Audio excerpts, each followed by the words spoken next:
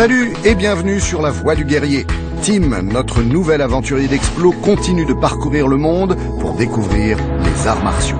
Adepte, passionné, Tim n'hésite jamais à monter sur le ring ou rentrer dans les salles d'entraînement de la plus obscure à la plus renommée, pour prendre les coups, se ramasser les gamelles et surtout apprendre et comprendre.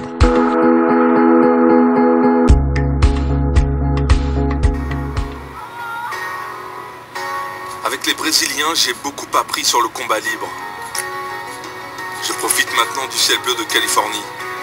Los Angeles est une ville tentaculaire, bordée par les collines aux confins du désert.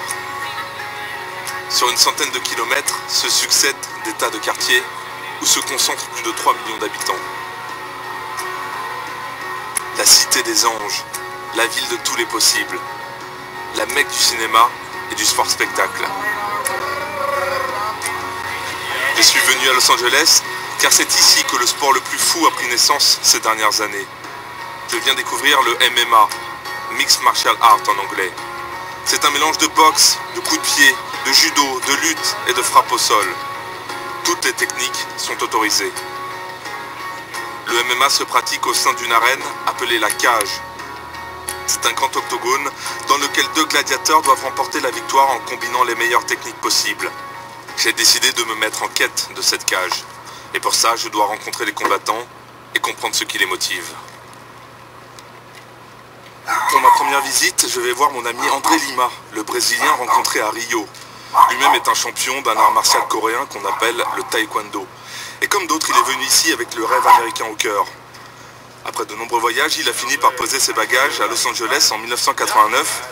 Il est aujourd'hui à la tête de 4 académies de taekwondo et il connaît tout le monde ici. Avant que j'arrive, il y avait les Japonais, les Chinois, les Coréens. Et maintenant, les Brésiliens sont célèbres pour le Jiu-Jitsu, le MMA ou l'UFC. Et c'est très bon pour notre pays. Je pense que les descendants des Latins, Indiens, Noirs, toutes ces cultures différentes présentes au Brésil ont toujours aimé se battre. Et je pense que ça a certainement une influence sur les arts martiaux au Brésil. Mais comment t'expliques les raisons de ton succès? Je réalise un rêve et ensuite j'oublie le lendemain. Et j'ai besoin d'un nouveau rêve. Je vis comme ça, tout le temps. Peut-être que tu aimes le kickboxing, le judo, et pour moi le taekwondo ou le jujutsu. Il n'y a pas de meilleur art martiaux, seulement le meilleur pour toi.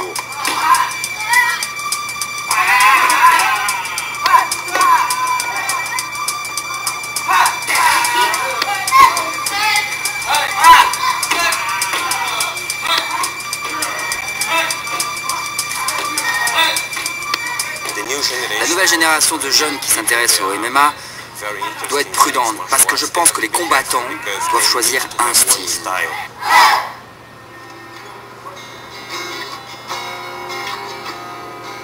Même Hollywood s'inspire des techniques de combat du MMA. L'un des plus grands chorégraphes de cascade, Gigi Perry, s'en inspire dans ses films. D'ailleurs, petit, je voulais être cascadeur, comme dans la série L'homme qui tombe à pic. Aujourd'hui, j'ai enfin l'occasion de me rattraper, même si c'est pour de faux. Direction les studios 8711 à Hollywood. Dans ce cas de figure, ça sera plus réaliste pour un film de kung-fu ou quelque chose comme Matrix. On fait plus beaucoup ce genre de travail au câble, mais c'était le standard dans les années 90. Et on faisait des tonnes de ce genre de choses comme courir sur des murs, monter dessus, en faisant des saltos et ce genre de choses. Aujourd'hui, on fait plus trop ça. Maintenant, les films sont basés sur la réalité. Ils sont plus basés MMA, style militaire, travail tactique, jeu d'armes à feu et combat style MMA.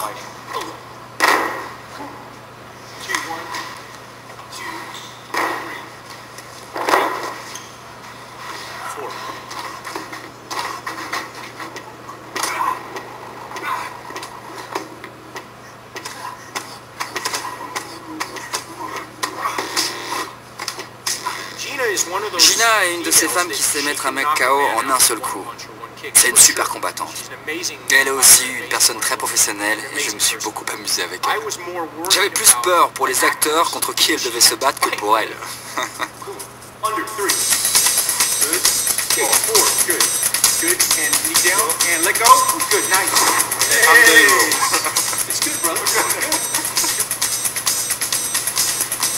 Si les Brésiliens n'étaient pas venus en Californie dans les années 70-80, il n'y aurait pas de MMA aujourd'hui. Dans leur bagage, ils ont apporté le Jiu-Jitsu, une spécialité héritée de l'immigration japonaise. Le Jiu-Jitsu, c'est l'art du combat au sol, indispensable à tout combattant de MMA.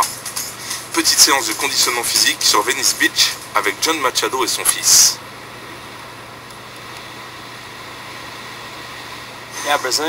L'apprentissage pour moi, ce n'est pas seulement quand on va sur le tatami, c'est au-delà du tatami.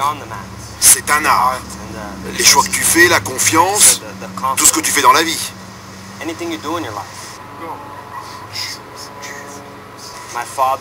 Mon père m'a toujours poussé vers ce mode de vie, pas seulement pour l'entraînement sur le tatami, au-delà, la façon dont tu penses, comment tu avances de jour en jour.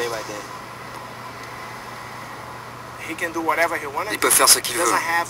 Il n'a pas besoin de devenir un combattant, même un professeur. Ça dépend de lui. Mais il apprend. Et c'est que du bonus pour lui. Que tu veuilles devenir journaliste ou peu importe ce que tu feras, les arts martiaux te maintiendront en forme, en bonne santé, te donneront de la confiance en toi parce que tu contrôles ton corps. Tu sauras comment te défendre.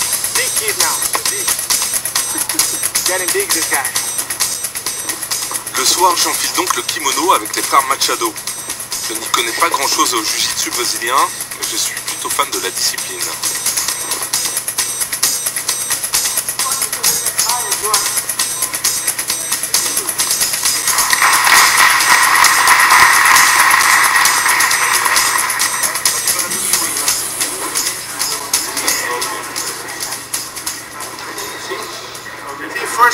D'abord, tu travailles sur ton corps et après intervient ton mental.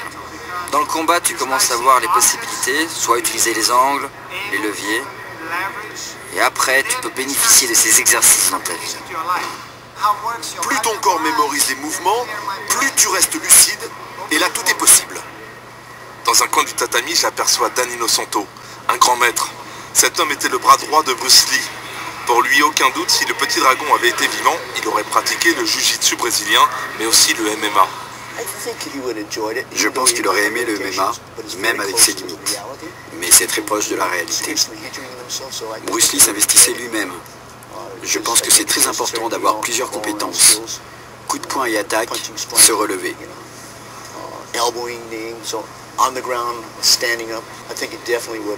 Je ne crois pas que le MMA devrait s'apprendre uniquement comme un sport, mais aussi comme une méthode d'autodéfense. 2 minutes, je vais rencontrer Royce Gracie, encore un Brésilien. Il est célèbre pour avoir été le vainqueur des premiers tournois de l'Ultimate Fighting Championship en 1992. À l'époque, il bat tout le monde grâce à ses techniques de Jiu-Jitsu Gracie. 11 victoires d'affilée, toutes par soumission. Premier héros du MMA, Royce Gracie est aussi celui qui a rendu la discipline populaire.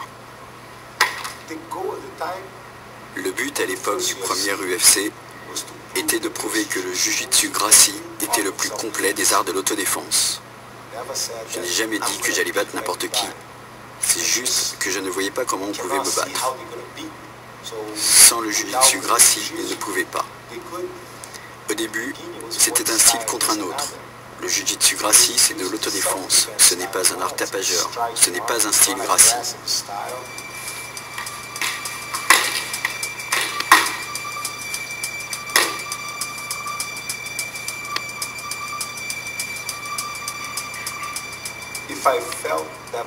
Si j'avais senti cette pression d'être un Gracie, fils d'un Gracie, la famille qui n'a jamais perdu avant, ça n'aurait pas marché.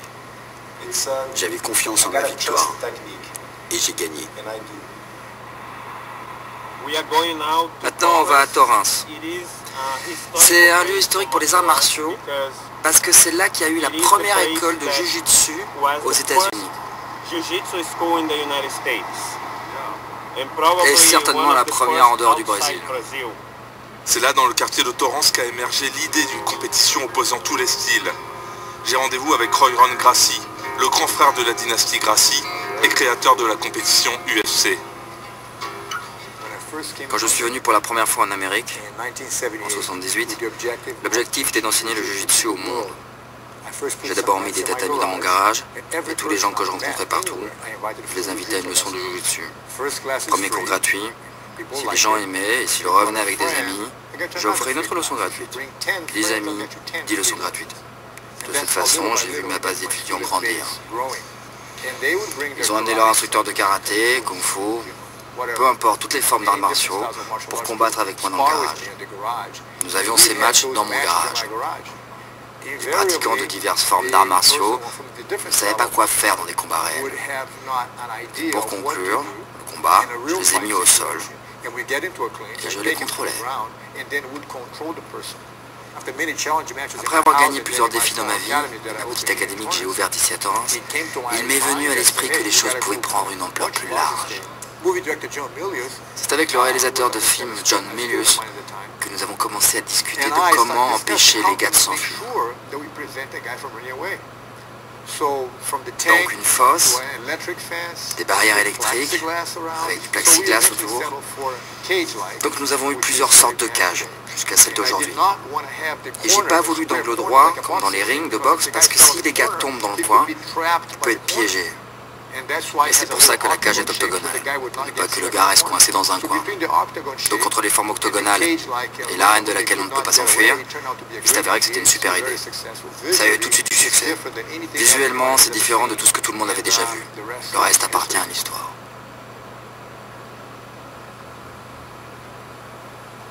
Il n'y a pas beaucoup de clubs à Los Angeles qui bénéficient d'une cage pour s'entraîner.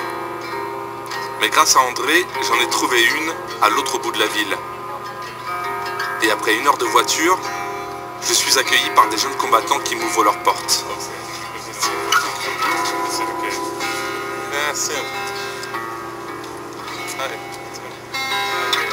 Très excité, je m'apprête enfin à faire mes premiers pas dans cette arène moderne qu'on appelle la cage. Cet octogone grillagé est vraiment l'espace idéal pour le combat de MMA.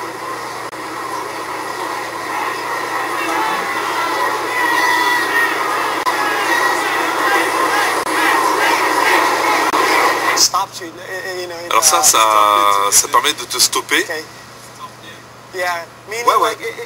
Parce que la cage, elle te stoppe vraiment. Si tu te fais pousser, c'est difficile de s'échapper. Alors que sur un ring, il est plus facile de se retourner. Mais dans une cage, il est important quand tu combats en MMA d'avoir au moins une cage avec un mur grillagé. Après ces explications, Louis me propose une démonstration avec ses jeunes champions.